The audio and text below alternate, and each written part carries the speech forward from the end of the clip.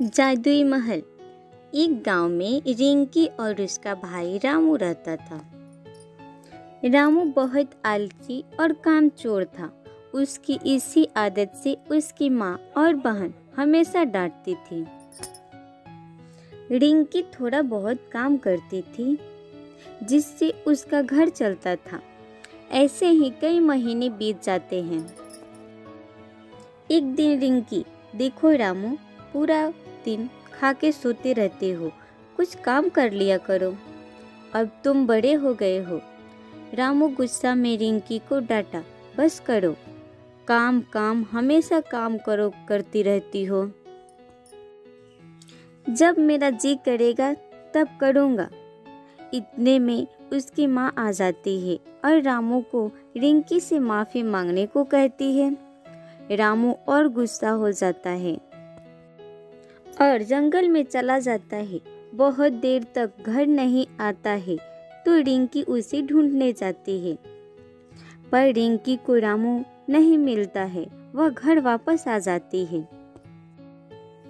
उधर रामू गुस्सा में चलता जा रहा था। तभी उसे प्यास लगी तो वह एक झील के पास गया। वहाँ उसकी पैर फिसल गई और वह झील में जा गिरा। वह कुछ दूर बहता हुआ एक किनारा पहुंचा। वहां एक अद्भुत महल था। यह देखकर रामू हैरान था। तभी झील में से एक जल परी निकली।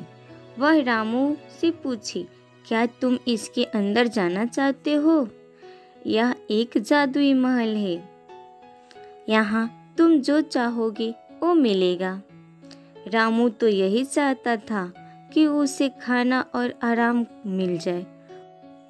वह जल परी से बोला, हाँ मैं जाना चाहता हूँ। लेकिन जल परी ने एक शर्त रखी कि अंदर तो जाओगे लेकिन मेरे मर्जी के बिना बाहर नहीं आओगे। रामू अपनी आलस में के कारण जल परी का शर्त मान लेता है और जादुई महल के अंदर जाता है। वहाँ सब चीज था, खाना सोना सारी सुविधा थी। रामू खाता था और सोता था। ऐसे ही कई महीने बीत गए। रामू अब उदास रहने लगा क्योंकि उसे अपनी माँ बहन की याद आने लगी।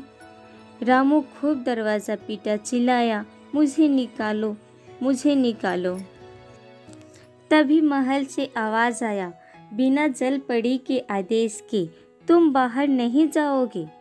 रामू रोने लगा और जल परी को पुकारने लगा। तभी वहाँ जल परी आती है। क्या हुआ रामू, तुम तो यही चाहते थे ना? तभी रामू बोला, नहीं, मुझे घर जाना है। तब जल परी रामू को उसके घर ले आती है। वहाँ सब रामू को देखकर पूछे, तुम कहाँ भाग गए थे? पूरे दिन तुझे ढूंढती रही, अभी आकर बैठी हूँ। अपनी बहन की बात सुनकर रामू सोचने लगा कि मैं तो कई महीने से घर नहीं आया, फिर भी यह क्या बोल रही है। तभी उसे जादुई महल की याद आई। रामू समझ गया कि ये सब जादुई महल का किया हुआ है, तभी तो किसी को कुछ नहीं याद है। उस दिन की बात से रामू काम करने लगा और अपनी माँ बहन का ध्यान रखने